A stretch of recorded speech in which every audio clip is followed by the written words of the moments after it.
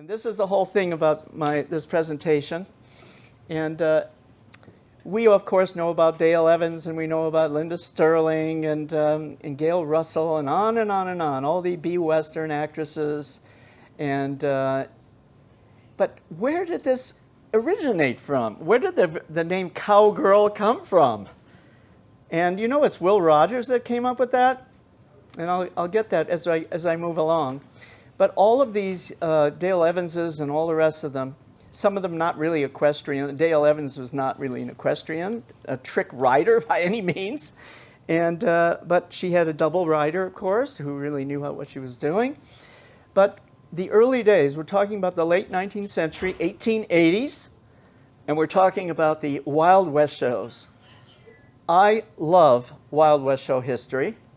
Of course, I love Buffalo Bill, but technically speaking, his name should have been Bison Bill, because the North American bison is the official name, you know, for the buffalo of America. Buffaloes are basically from India, water buffalo and all this. But for some reason, over the years, the American buffalo became a bison and a buffalo.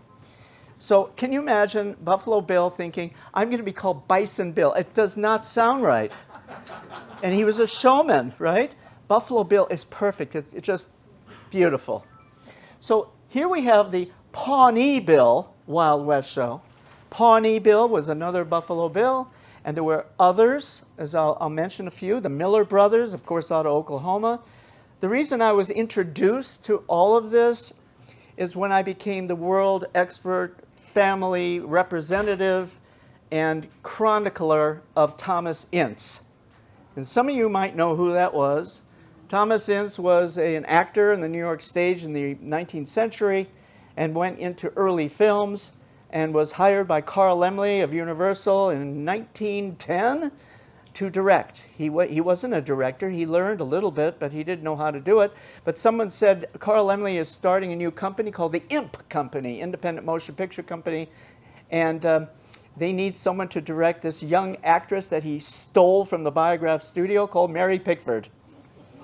And so he came in there in a borrowed suit with a diamond stick pin that he borrowed from someone. And he sat there all cocky in front of Carl Laemmle and said, I can do this, I can do that. And Carl looked straight through him, you know. But he liked this guy, Thomas Ince. He was real nice. He was cocky, but he wasn't, you know, arrogantly cocky. And he got this job.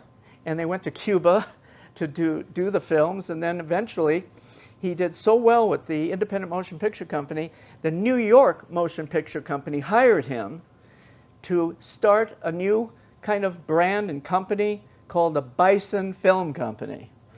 And that was in 1909. They formed Bison in 1909, but they didn't have a director till 1910 with him. And they decided to send the company west.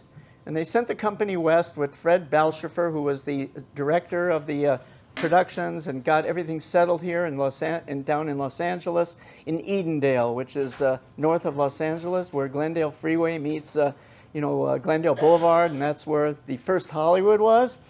And they went to a little horse ranch called the Hornbeck Ranch. And William Hornbeck was the kid that was there shoveling stuff. And William Hornbeck chronicled that the Bison Company took over their little ranch, and that became the beginning of Bison. But when Bison was transferred to Santa Monica, which later became Inceville, some of you might know about this, the family sold the property to the New York Motion Picture Company, who brought over the next brand they owned called Keystone. So you see how all these are intertwined. So how does it relate to this? It's so interesting when I dug into this whole subject, is that Thomas Ince rented the Miller Brothers' 101 Wild West show, who was wintering in Venice, California. Yes, the Venice with the canals, yes. And everybody stayed at the St. Mark's Hotel there in Venice. And interestingly enough, again, to top it all off, I found, well, it wasn't me, it was a friend of mine that found the photo album and scrapbooks of a guy named Ed Bernuti. And Ed Bernuti was the brother of Jane Bernuti. Now, what is it? Who's these Bernutis? What's the deal about them? Well, it turns out that Jane Bernoulli from Illinois and her brother came out here early on. They came out here in 1910 to Los Angeles to look for work. She was a trick rider and a wonderful horsewoman. She was very young, and she was hired by the Ince Company to come out here and possibly do something. But then the Miller brothers said, wait a minute, we want her first. We want her to get her used to film acting, film writing. It's a whole different thing. So she did that. She went to Oklahoma. She got like a horse camp there and trained for this. Came then to California, got a job with the Ince Company, went to Inceville. And would you believe that this Ed Bernoulli kept her pictures, some of her pictures, and you're going to see some now. So this got me all excited. Wow, but I was already interested in people like Texas Guinan.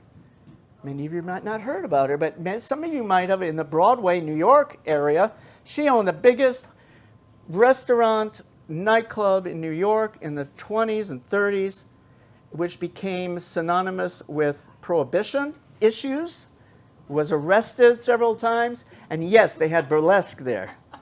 And guess who her best friends were of Texas Guinan? It was Mae West and Sophie Tucker.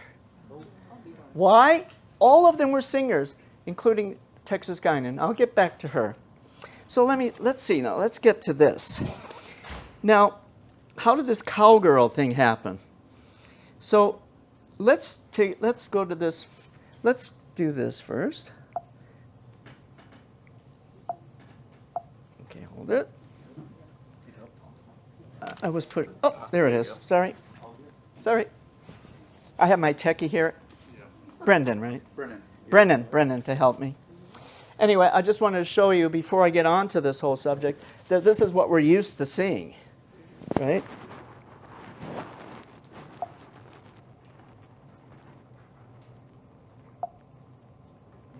What am I doing wrong? I'm pushing the top arrow, or it should be the side arrow. Side arrow. Oh, the side arrow. Okay. Got it. Okay, remember Gail Davis? Okay. Of course, I love Linda Sterling. Sorry. Linda Sterling. But look at that whip. Now, she had to learn how to use that whip, and of course she learned how to use a gun. They all did. And of course, Peggy Stewart, riding at full gallop. And now we get into who inspired them. And this is the first. Will Rogers says that she was the first cowgirl. They didn't call them cowgirls, by the way, in that time, 1899 to about 1909. They called them cowboy-girl. Cowboy girl. That's it. So anyway, this is Lucille Mulhall. And Lucille Mulhall is very interesting. We'll get deeper into her. And her father was Zach Mulhall of the Wild West Show. In other words, her father had a Wild West show. So you can imagine this woman knew everything. But I'm going to explain. But the main thing that made her famous, she was the only woman in the world that, quote, who could wrestle a steer to the ground and rope up to 8 running horses at a time. Whoa. That's Thomas Ince now. Now we're going to get to how this all developed. This is Thomas Ince with the Miller brothers, Indian tribes. These are the Sioux Indian tribes from Oklahoma that the Miller brothers were in charge of. And that's, let me get my pointer here. And that's Tom Ince there, and that's William S. Hart, because Tom Ince discovered William S. Hart. Why? William S. Hart was a stage actor in New York, famous for playing Ben-Hur. Yes, not a Westerner, but he was a Westerner secretly because his father was a trader with the Indians. And in the early days, he used to play with the Indian children. I forgot which tribes, on the East Coast somewhere. And this kid, William S. Hart, learned sign language and learned several dialects of the Sioux tribes. But he kind of never mind. Thank you. In his head. And it wasn't until about 1914 that he was doing a play in Los Angeles, And Tom Ince said, oh, his good buddy, come out to the ranch. So he came out to the ranch, and he started to give him a tour and introduced him to Chief Eagleshirt here, Standing Bear, and Two Knives, and et cetera, et cetera. And immediately, Hart was speaking Sioux language to them, which floored Thomas Ince. What is this? And he told him the story. He says, well, that's it. You're my next Western star. And he said, no way, no way. I don't like this particularly. And secretly, he was kind of afraid of riding horses. He was a tall man. Yes, he was. He was a tall man. So he left. And so Mix found him a horse that was smaller, more durable, named Fritz. You might have heard of Fritz. And so he went on Fritz, and he was only this far off the ground on Fritz. So he liked Fritz and loved Fritz. And Fritz, of course, is buried at the William S. Hart Ranch now out in Newhall. But how these things develop is so interesting about this. Now, a friend of mine, Angela Elise, just finished a book now about the forgotten American Indians in films. And this is one of the major developing grounds of Indians in films, in which Thomas Ince developed stories written by many of the tribe members about life in Indian life, American Indian life, different tribes, etc. And the other studios at this time, 1910, 1911, Calum, SNA, and Biograph, and others all had Indian stories, Indian pictures, everything about American Indians, because the public wanted to know about the American Indian instead of the negativity. They wanted to know the positive parts. That's why many of these tribes acted in these films, even though they might not say much, but the stories show them as people. That's the whole point, right? This is Inceville, 13, excuse me, the Miller Brothers Sioux encampment, Santinez. This is now where Sunset Boulevard meets Pacific Coast Highway. Called Gladstones for Fish is approximately where the little village was that they used for a sea village. There was a Japanese village right up the coast, and they used that for a while. And then Thomas Ince heard about this Japanese actor that came to do a play in LA named Sesshu Hayakawa. And he said, oh my God, I'd like to picturize your stories. And Sesshu said, absolutely. And Sesshu came down to Inceville, and he made several Japanese films that he wrote, directed, and starred in, and used the Japanese fishing village and some of the Japanese people up the coast in the films. I'm telling you, this is the pioneering of the beginnings of filming in Los Angeles. Now, the Bison Film Company was the second company to come to LA in 1909.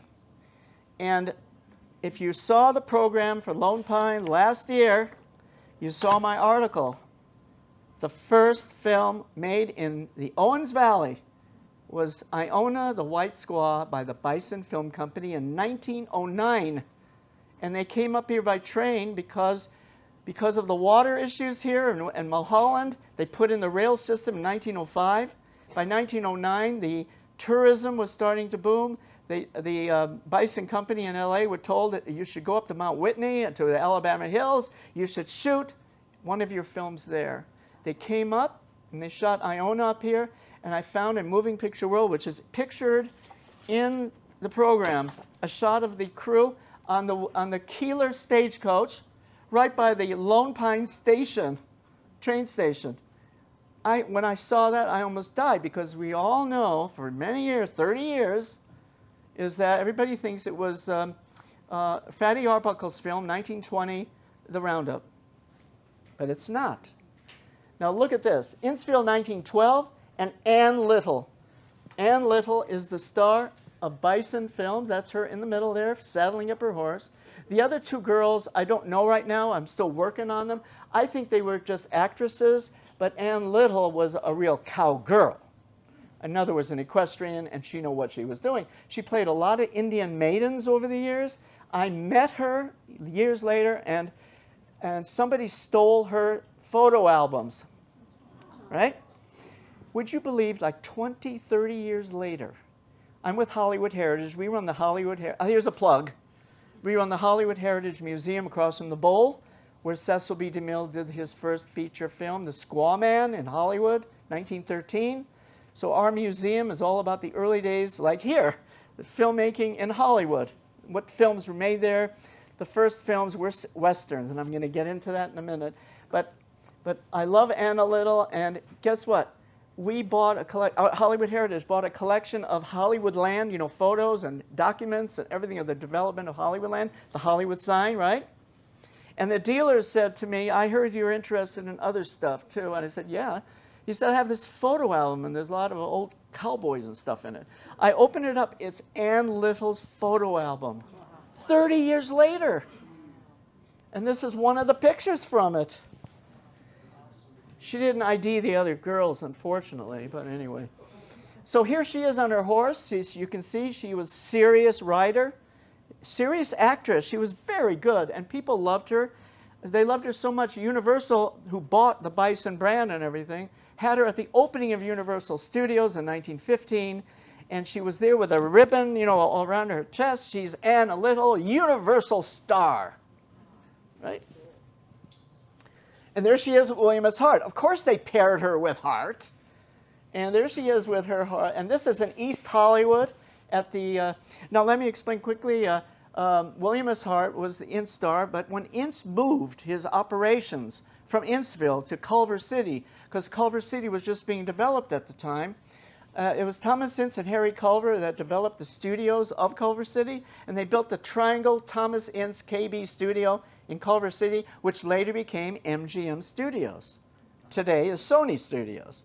You know, with those columns on Washington Boulevard. That's Thomas Ince's columns, okay? So William S. Hart then formed his own company. In 1919, just a year after this, he formed up the United Artists, and he bought his own studio in East Hollywood, which was originally the Mack Sennett Mabel Norman studio, which is down from the Keystone studio. It's in East Hollywood, which is Fountain Avenue, right near Sunset Boulevard, right there. It's still there. It's called this Mack Sennett Stage. A friend of mine owns it. It's one of the last remaining historical studios in LA. It's still being used as a studio. How do you like her? I think is that Fritz? Is that her horse? I can't remember. I think that's Fritz. Now, you see how she had top billing. Ann Little and Jack Hoxsey. Now, Jack Hoxsey, I'm going to tell you, was married to Marin Sace. So I think that's how she pronounced it. But anyway, we're going to get into her in a minute. But here they are together. Look at this wonderful poster. No, yes, she's holding on to him, and he has the gun, but of course, she's the star. Okay? Now, remember, I'm talking to you about, this is at Inceville, 1914. These are the Inceville cowgirl stars. So I only know two of them. I know Jane Bernoulli. There she is. And that is Tilly Baldwin. And I'm going to get into her. She was really important. These other two I'm still working on. Believe it or not, I got a call from the Cowgirl Hall of Fame in Fort Worth, Texas, about a year ago. And they said, you know, we heard you have these things, and we're looking for Jane Bernoulli pictures. And I went, oh my God, how could they know I had all this? But Ed Bernoulli, by the way, what makes it more interesting, Ed Bernoulli wrote a history, like memoirs, when they first came to LA. And he typed it out, every detail, where they lived, and the stagecoach they took from Venice up the coast 5 miles to Inceville, and everything that on the way, like Santa Monica Canyon. And she would say to him, look at the Santa Monica Canyon. Oh my God, look at Santa Monica. What a wonderful resort, which it was at that time. So this is, nobody has any testimony of any of this ever that has come up. Luckily, my friend found this in somebody's scrapbooks or photo albums. My gosh. Now, Thomas Ince formed different companies at Inceville. This was the Bronco Film Unit, and Jane Bernoulli was their star. They had Shorty Hamilton, which is right there, and Jane is peeking through right over there with the Sioux Indians, of course, of the Miller Brothers. And there's the close-up. There she is, peering through. She was a star for, say, from about 1910, 11, 12, 13, 14, 15, 16, 17, 6 years or so in films, but she kept alternating, going back and forth to the Wild West shows. So did Tilly Baldwin.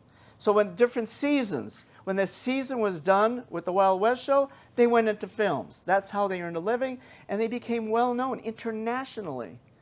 The reason that Annie Oakley became known so well because of Buffalo Bill's publicity machine.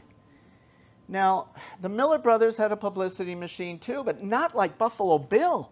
I have pictures of Buffalo Bill and the Sioux Indians in Venice, Italy, on a gondola. And there were postcards made up all over the world. Here they are in Venice. They were there in Europe for like 2 years, on and off. I have them in different famous places. The Eiffel Tower, there's the Sioux Indians standing there. It's just mind-blowing publicity. And that's what he's known for, is publicity. Now, in the early days, the Lubin Film Company out of Philadelphia was here in Los Angeles. They came here in 1912. And S&A Film Company, down from Niles, California, in Chicago, were here, also in 1910. It was Charlie Chaplin that came from Chicago S&A to the S&A studio in Niles, which is near Fremont.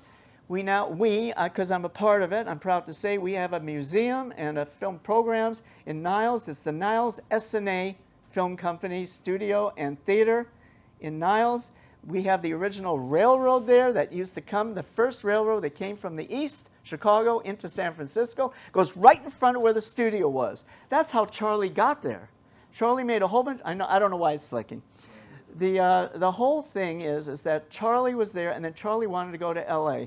This is 1914, 13. So he came to LA via train. So all of what I'm trying to say is all these East Coast studios, Midwest studios, all kind of converging into Los Angeles. Most of the films that were made, the S&A studio was formed by Max Aronson, who is known as Bronco Billy Anderson. And they made Westerns there in Niles. But they also came down and made Westerns down here. And I'm going to get now to more and more and more of Westerns. Westerns was the thing in the teens. That was it. Oh, excuse me.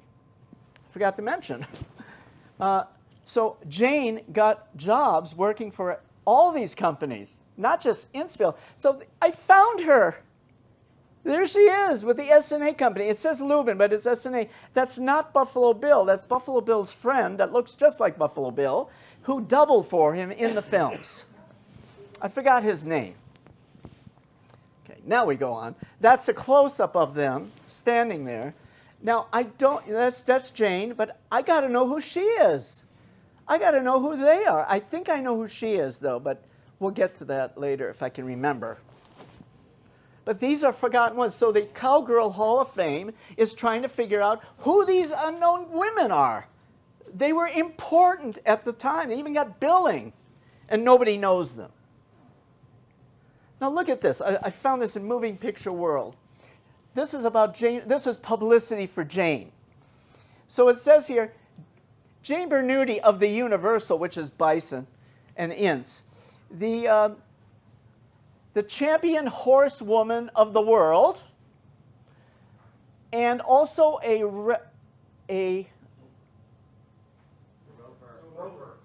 need help. Roper. That's what Roper has purchased a new pony. His name is Johnny, and he is 14 hands high. She says she is going to use him, thank you, to rope from. What is that word?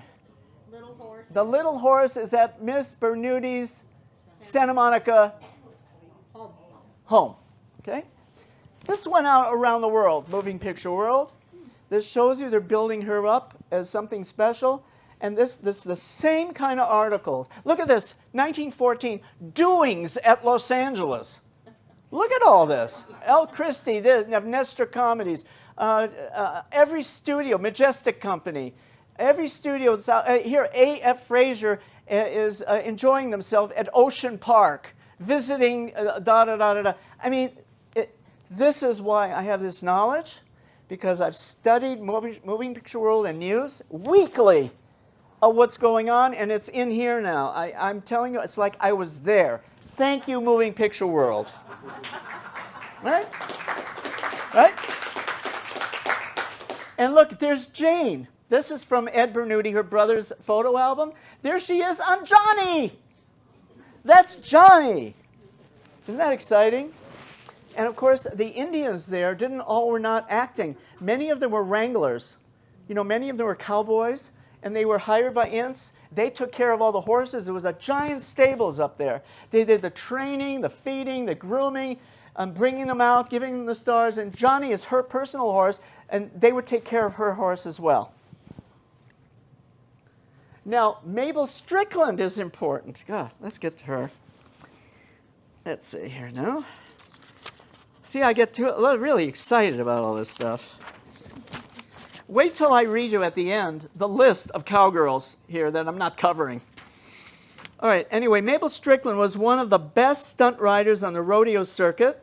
By the way, all of them went up to Pendleton, the famous rodeo circuit in Pendleton, Oregon. I mean, all the men, and Tom Mix, I mean, everybody was up there. I can't think of all of them right now, but anyway. So it says here that she was one of the best of the rodeo circuit, and she, like others, made her way to the Wild West shows. Now, Mabel's family had her own show, but Mabel was showcased at the Miller Brothers Wild West show, like some of them were, around 1902. We're talking 1902. Think about this. It's more than 100 and something years ago. Will Rogers loved her and called her America's first cowgirl. Mabel worked in these shows and was one of the foremost cowgirl rodeo contestants from the mid-teens into the 30s. 15 years. Like other cowgirls of her time, Mabel found employment off-season in the films. And here she is. By the way, all of them, most of them, I should say most of them, were crack shots as well. Now, this is the Bison Film Company in LA in 1910. They came in 1909. And I'll point out some people for you. Now, I'm like the world expert on Red Wing, Princess Red Wing, and James Youngdeer. They're the ones that formed the Bison Company in New York with the New York Motion Picture Company. And they had like an act together in vaudeville, this and that, and eventually were enticed with a deal they could not give up. And that is to write, produce, and star in your own series of films under the title Bison. So they did this. They did it first in Staten Island. And that's where some of these cowgirls met them. And I think it was Tilly Baldwin. I'll get to Tilly. Tilly met the Bison Company in Staten Island where she lived. And she saw them, and that's it. I want to be a cowgirl. She was already a writer. I'm going to do this as a young girl. Now, in here is Marin Sace. There she is right there. She's from a California family. Yes, Marin County. That's where the name comes from. But look at these other ones now. We have Evelyn Graham. You see her there. She is the one that starred in Iona the White Squaw, the first film shot in Lone Pine, or in the Owens Valley in 1909. See how this ties in? It is so exciting to see this. This is Fred Balshofer. He was the advance man out here. And now I tied him in last year in my Deconstructing Hopalong Cassidy show that some of you might have caught, because I talked about the white horse, Silver, Topper, and the other horses, you know, that were used as all white horses. And I have a whole list. Hoot Gibson wrote one of those, a white horse, too, for a while. But get this, Art Acord, who worked for Bison, one of the famous cowboys in the early days, actually was riding a white horse that Fred Balshofer purchased for the Bison Company. Why? It's the beginning of the white horse B Westerns. The Bison Company, that's my theory of this, and I can prove it in many levels. That's how the inspiration came, from these early Westerns with the white horse, which was based on what, everyone? Pegasus. Pegasus, the flying horse. Who was riding Pegasus? The god. I forgot his name, but he was a god of good things, and they rode together to slay the dragon. In other words, the evil. So what is Lone Ranger? What is Hopalong Cassidy? It is the god riding Pegasus, wearing the silver saddle and all the beautiful regalia of their hats and all this stuff, riding into these dusty old western towns. And did you notice that they never noticed them? They're like coming out of the Rose Parade. And like they ride in, right? And they ride into the town, and everybody thinks, wow, they're going to save us. And they do, remember? And at the end, after the Lone Ranger saves somebody, they say, God, thank him. He saved our lives. Who was that masked man? He was the Lone Ranger. Or it was Pegasus and Agamemnon, or whatever his name was. I'm telling you, the tie-ins to this just kill me. B.B. Daniels of Harold Lloyd fame in that picture? What? B.B. Daniels of Yes. Harold Lloyd fame in that Yes. Sorry. Thank you. That's B.B. Daniels right there. B.B. Daniels was a star with Harold Lloyd in his early comedies, the Roland comedies. See, Dick Bann isn't here right now, otherwise he would have chimed in. But oh, and that's Art Acord. There's Art Acord who wrote, oh, the White Horse was called Snowball. I didn't put him in this show. I put him in the last one. All right. This is the ad I was telling you about. This has changed history in the Owens Valley. Look at this. And Evelyn Graham is right there by the Keeler stage. This is so important, I can't tell you, to the life. I'm trying to get, I'm connecting, I'm with the Bodie Foundation. I'm also working with the Independence Museum. I'm also working with the people in Kernville, which everything was shot here and in Kernville, by the way. They have their own Western. It was built by Hoppy and Sherman Productions. And also Bishop and the Laws Railroad Museum, and all connected to filmmaking in the Owens Valley. That's what I'm going to be doing in the next few years, trying to get all this connected. Anyway, here we go. Now, here we go. That's Marin Sace. Now, let me tell you about her. She's interesting. They all are, but what can I say? All right, where is she? There we go. Listen to this. First of all, I was reminded by Dick Bann, she was married to Jack Hoxsey. You see, these women have their own starring position in all of this. So listen to this. She's a descendant of Spanish families of early California around Marin County. Marin Sace studied to be an opera singer, just like Texas Guinan did. Isn't this a strange dichotomy, isn't it? But changed her mind when she began acting for the Vitagraph Company in 1910 in New York. While she was there, she joined, guess who she joined, everyone? I just showed you, the Bison Film Company in Staten Island, and was sent to Los Angeles to play cowgirl characters. In the following year, she joined Calum Film Company and made her first Western film appearance in The Ranger's Stratagem, where she could show off her equestrian skills, of course. She showed her versatility by appearing in these genres of comedies, westerns, and dramas. But by 1915, she combined all of these traits and started a Western action serial called The Girl Detective. And she was the girl detective. And she would go out, see her gun? See all these men around her threatening her? You don't threaten her.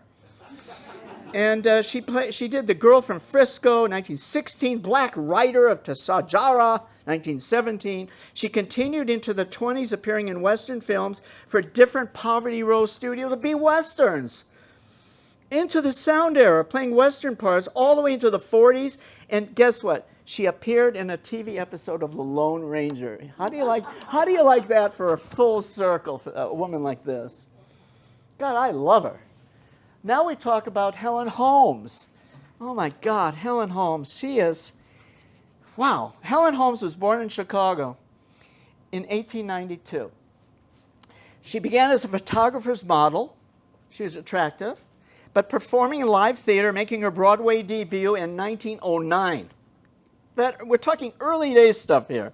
She became friends with comedian Mabel Normand, one of her best friends. You see how this, Mabel Normand was a stage actress before she became a comedian, of course. By the way, Mabel Normand is the one that taught Charlie Chaplin how to act before the screen and how to direct a silent film, by the way. Okay, in 1912, she joined her friend, Mabel, and learned acting before the camera. In late 13, she was signed by Calum and met her husband, J.P. McGowan, who directed all these things. They worked together in action films. Now, but for Calum and also independent company. So she started this series, The Hazards of Helen.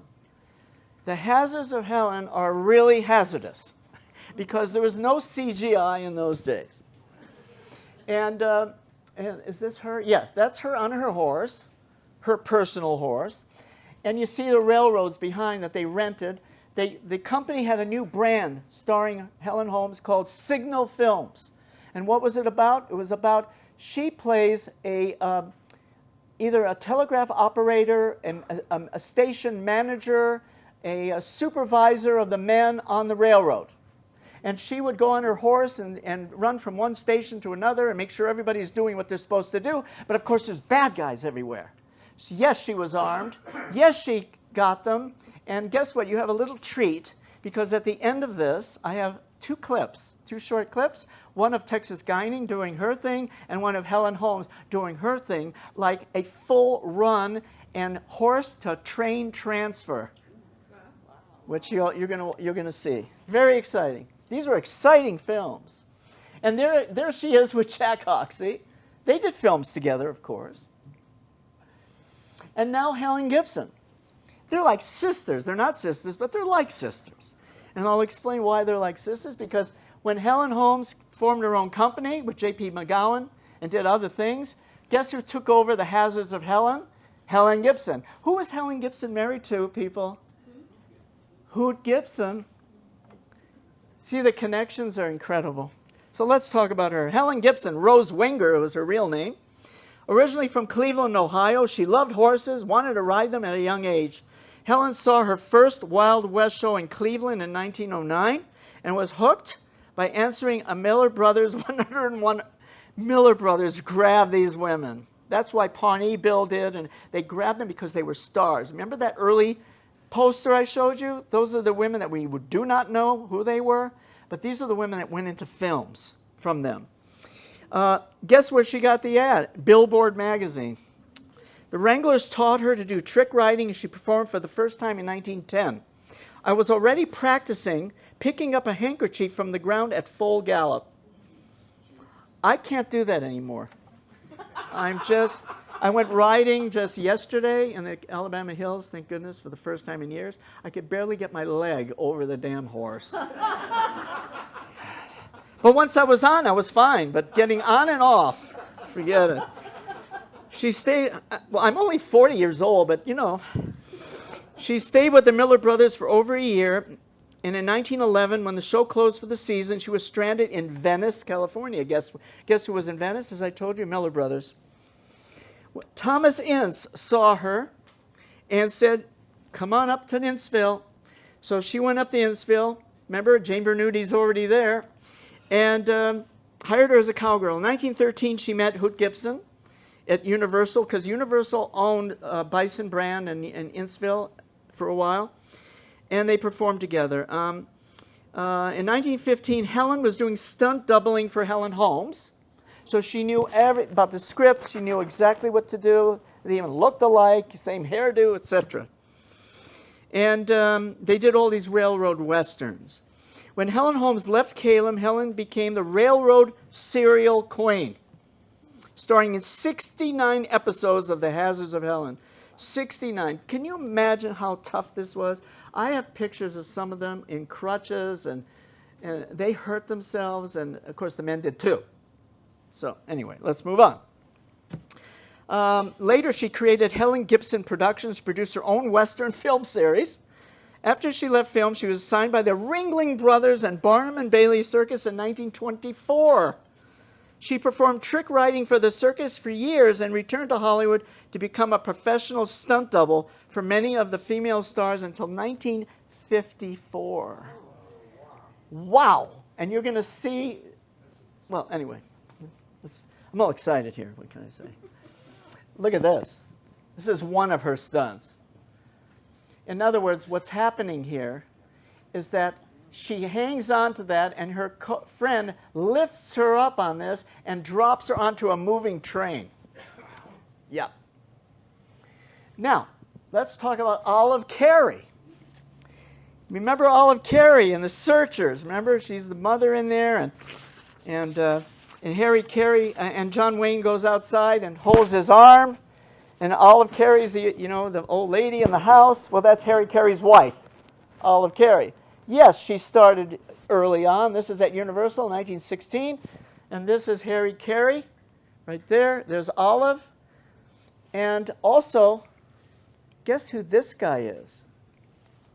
Are you ready? George Marshall, the famous director-producer in later years.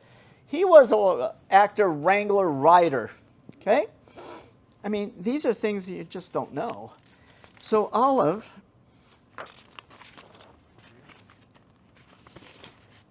also was a cowgirl, and she hooked up with Wild West show as well, and eventually met here it is. Here it is. It's Olive Carey, a.k.a. Olive Fuller Golden.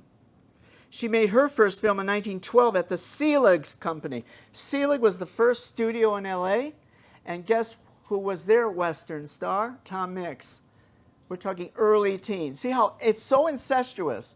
That's why it's complicated. It's taken me years to get to this point. How to explain all this stuff?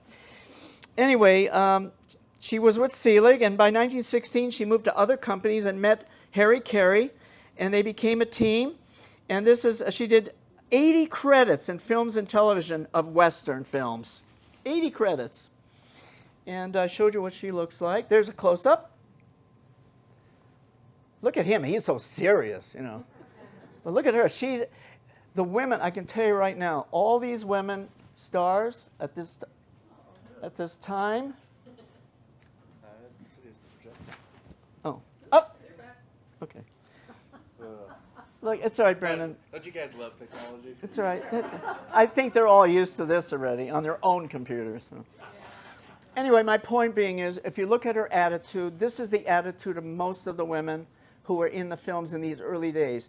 This is their opportunity, and they're grabbing it. And in those days, there wasn't this kind of thing in which, oh, she's a woman, she can't do it thing. No, they didn't think that way. If she could do it, they delighted to work with her. They loved working with the women cowgirls and all. I mean, it's just, I've talked to them, I've interviewed them. They loved it. Now let's talk about one of my favorites is Ruth Rowland. Oh my God, I love Ruth. Let me tell you about her. Oh my God. Ruth is something else. She was a cowgirl, but she also was an early aviatrix in aviation. She was also an early race car driver, and she was a good actress as well. And she later, when she retired, she went into Hollywood. She wasn't living in Hollywood, and she became the party queen of Hollywood. Everybody went to Ruth Rowland parties. You see what I mean? So let's talk about Ruth. Ruth was born in San Francisco in 1892 with parents, what else, in the theater business. As a child, she became an actress and went to work in vaudeville. At age 12, she was the youngest student at Hollywood High School. Hollywood High School knows this. They have her in her museum, in the museum there. By 1911, she was discovered by Sidney Olcott, who saw her on the stage in New York and put her in a Calum film. And Sidney Olcott was the premier director for Calum. Calum, it was an East Coast studio as well. By 1912, she became the Calum Girl and worked at company making many films and playing variety roles, and especially good in westerns. In 1914, she was signed by the Balboa Company of Long Beach, who made many films there. While at Balboa, she starred in 11 serial films, eventually forming her own film company, showing off her equestrian skills, along with race car driving, airplane piloting, including walking the wing. Between 1909 and 1927, she appeared in more than, are you ready, 200 films, and around 40 were westerns, where she played cowgirls, sheriff's daughters, Indians, railroad westerns, and others. Ruth also worked in the film business until 1930, when she made her first talkie. Although her voice sounded just fine, she returned to the stage, making her final appearance in 1936, and that's when her party life started. But look at her here here are Ruth of the Rockies, Pathé Company cereal. And I know you love this shot. Now just think about this is a moving train. Now how did that camera crew stay on there? Just think about it. Were they wired on there? How could they stay on there? I think they were roped on there. I think they all had safety ropes. And there's oh, look at this. This guy is holding the camera. This guy is holding the camera, holding the tripods. And they do a whole scene on here, ending with sometimes this guy she's fighting with him and pushes him off the train, or she gets pushed off the train. And where do they push them off? It has to be timed carefully into a net. So they're pushing, and all of a sudden she or he falls off. That net better be there, because the train is moving. You have to time it carefully. So this shows you, again, no CGI or whatever, or stunt doubles for people like her. I have a picture of her in crutches. She sprained her ankle. And the whole article in one of the trades said, oh, Ruth Rowland, who sprained her ankle in her latest serial, will be back to work next month. Now, this is really interesting, this shot. This is the first studio in Hollywood, the Nestor Film Company. 1911, came out from Bayonne, New Jersey, with David Horsley, was the founder of the company, and Al Christie, the first director. Al Christie started Al Christie Comedies later, which was the friendly competitor to Keystone and Mack Sennett Comedies, and they are the ones, Al Christie and Mack Sennett, that formed Studio City, California. Yes, our Studio City, California.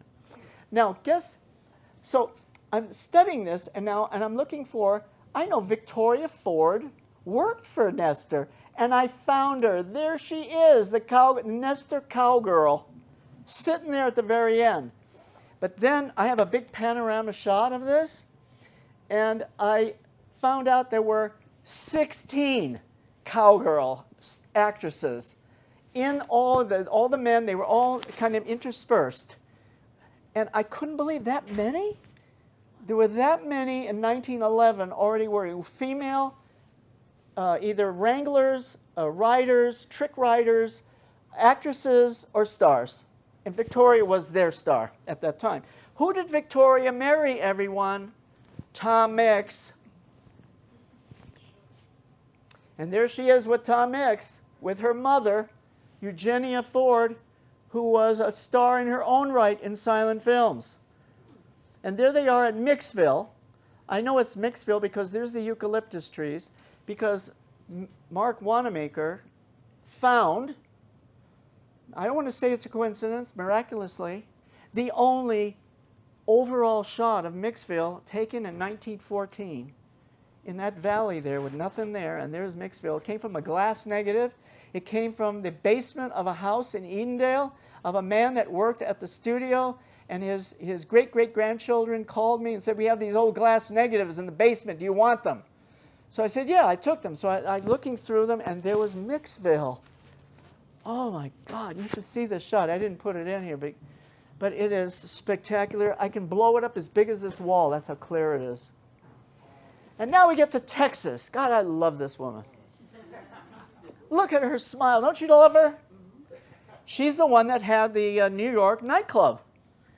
And this is her story.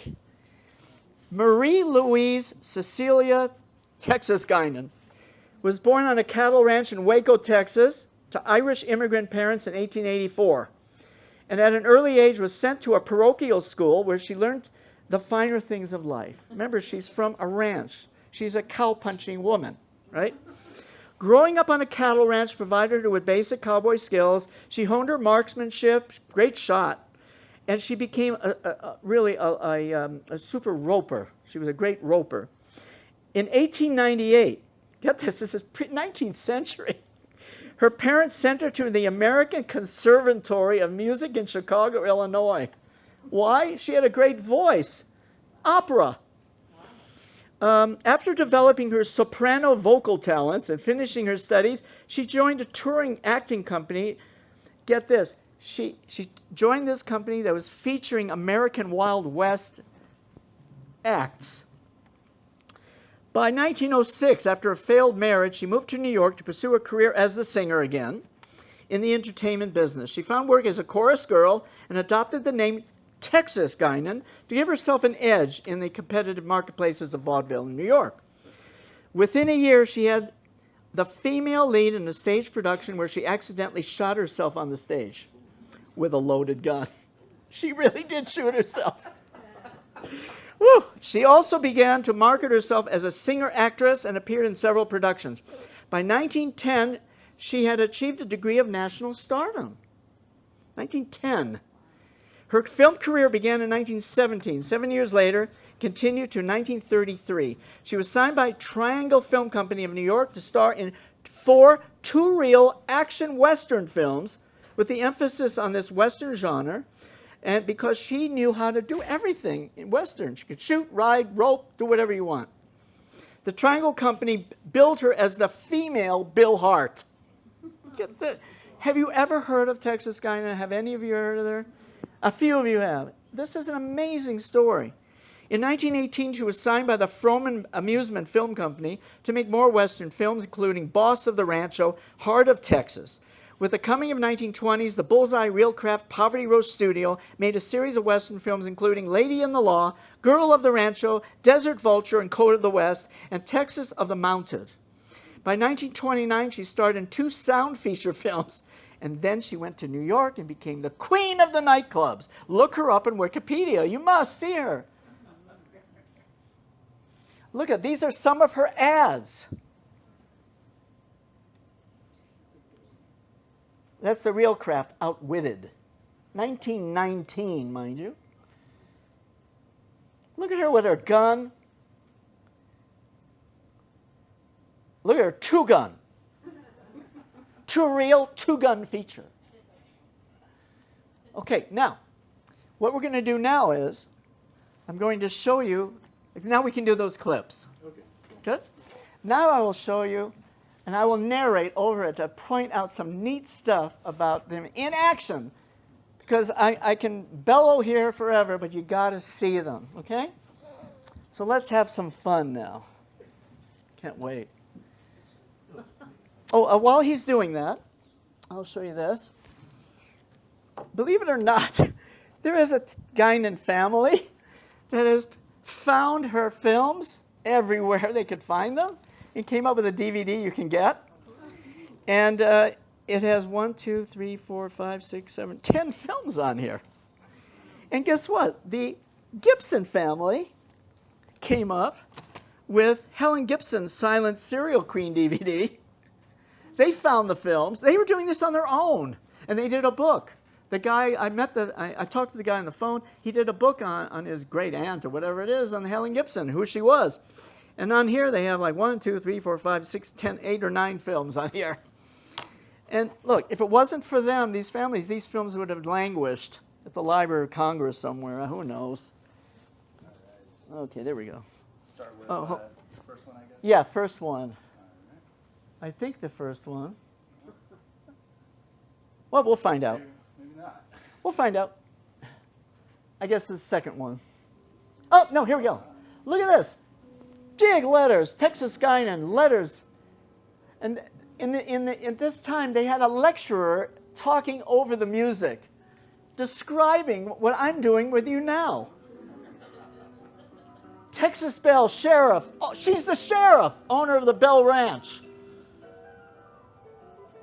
How many women sheriffs are there that you see in films? I don't think too many. Look, she's wearing cuffs. Look at those beautiful cuffs she's wearing. This is the best quality we can get, by the way. Look at this bad guy. Here she is coming to the rescue.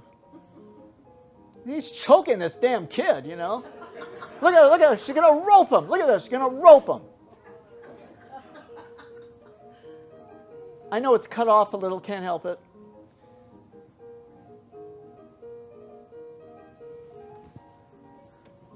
That's her personal horse, by the way, that she loved, her roping horse.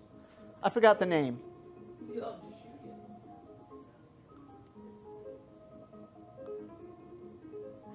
How do you like that? Don't you love it? Look, she shoots at him.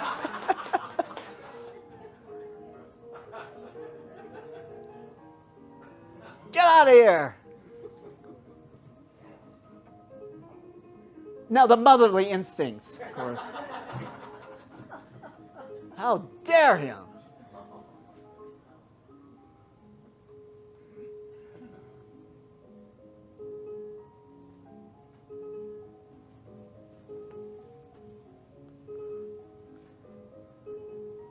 Of course, the bad guys.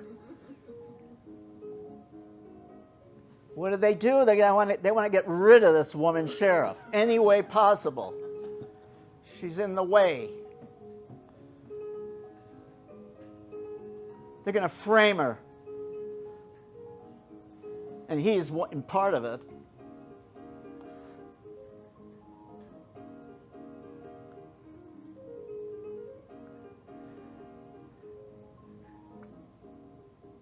God, that's a tall horse. I just noticed. I could never get on that one. I'd have to jump on it. Now watch this, watch this. This is her doing everything that you're going to see in a minute.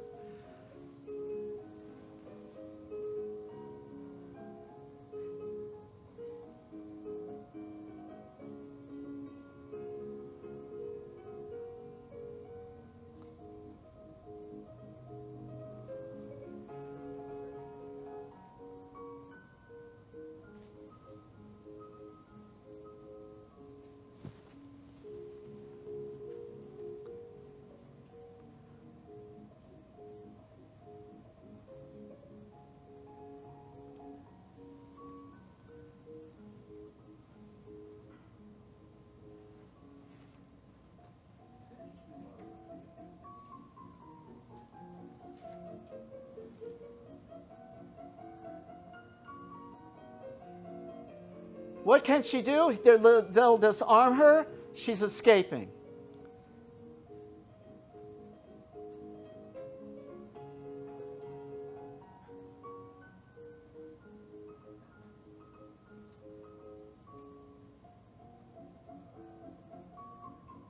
It's a great Tom Mix trick. Bang!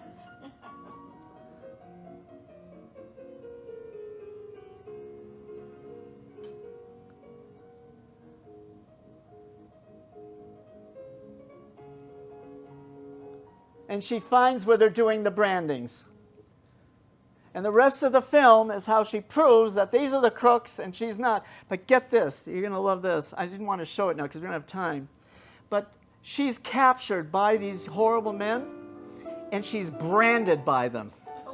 And guess in the end of the film, she brands them. Yeah. Okay, here's Helen Gibson now in action. Look at her outfit. Don't you love it? Now, all the women wore large hats, even bigger than this, because somehow they look great in them.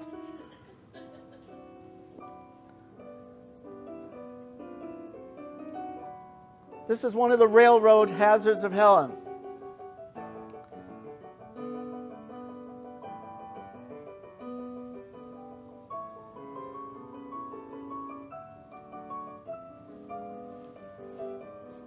Look at her Indian belt. Do you notice? Beaded. Beautiful. Fashion was very important to all of the women, yes. Cowgirl fashion. And Trina Mitchum, Robert Mitchum's daughter, is doing a whole film on Western fashion, women's fashion, and nudie, and all this kind of stuff. It's going to be great.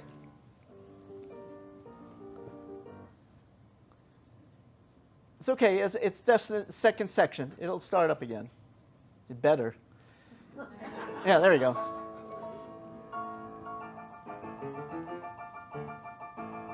Now, there's a piece cut out of the film in which she disguises herself as a man. And they capture her.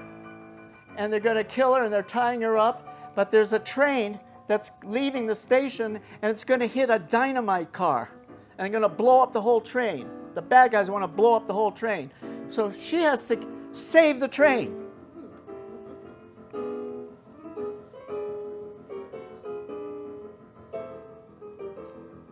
Now that's her friend at the station who she works with.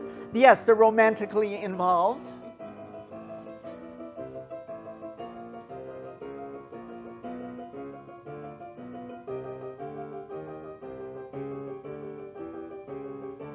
Sit on the edge of your seat. Here we go.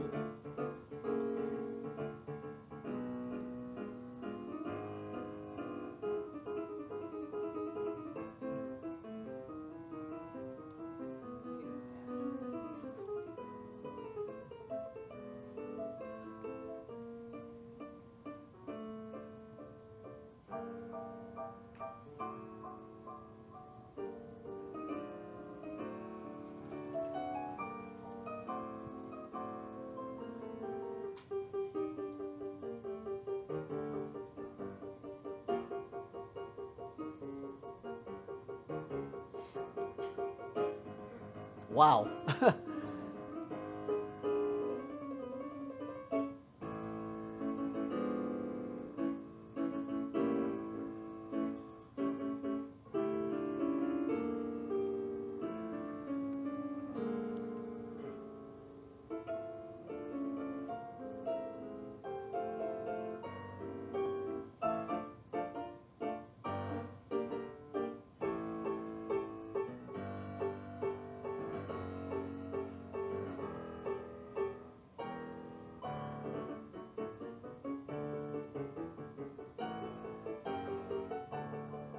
She's telling him about the train heist.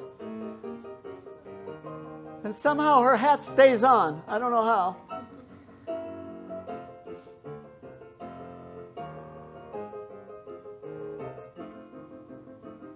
Now watch this mount. Watch this.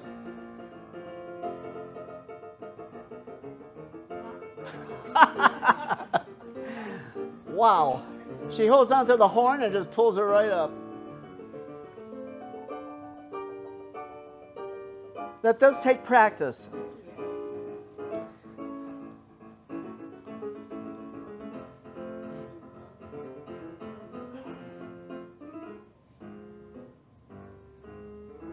See, they're going to hijack the train.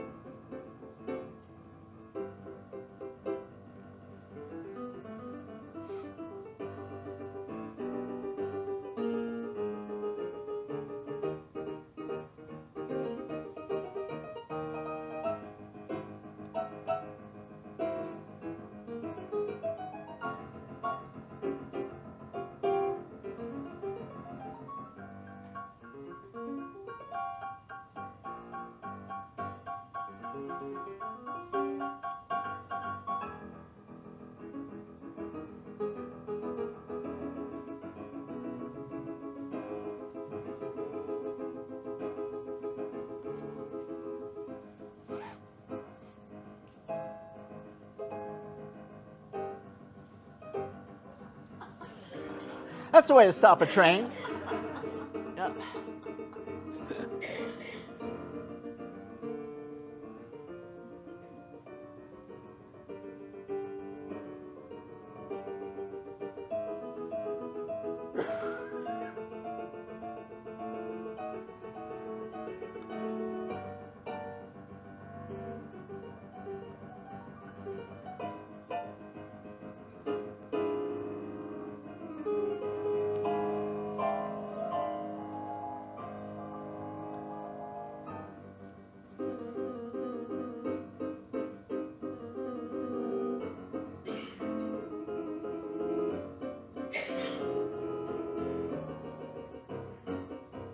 I figure that's a dummy right there, and now that's the live man.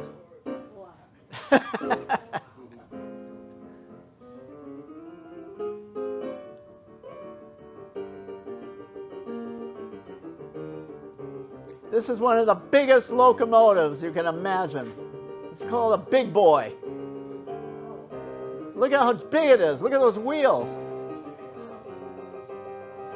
You can read about some of this in my, of course, plug, my Hollywood Trains and Trolleys book, on sale here at the store.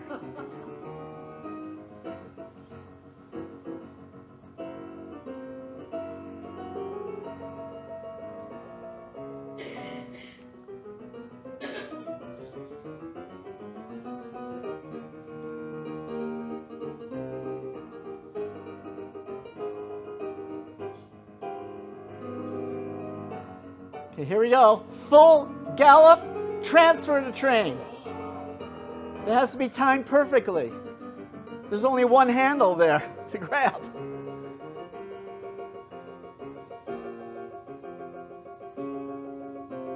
And that's Helen.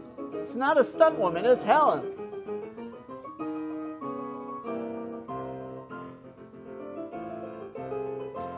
Look at her spurs, boots and spurs.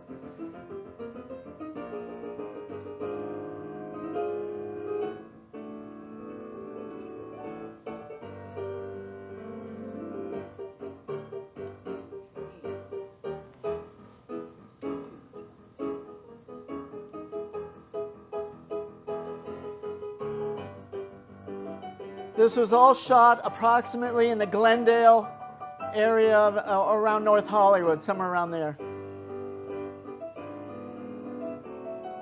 Now watch the typical ending.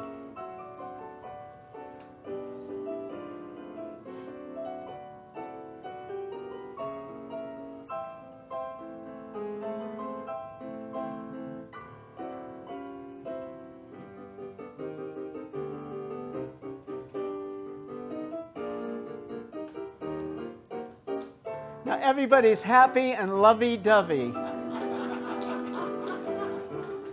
But Helen saved the night, the day. God. All right.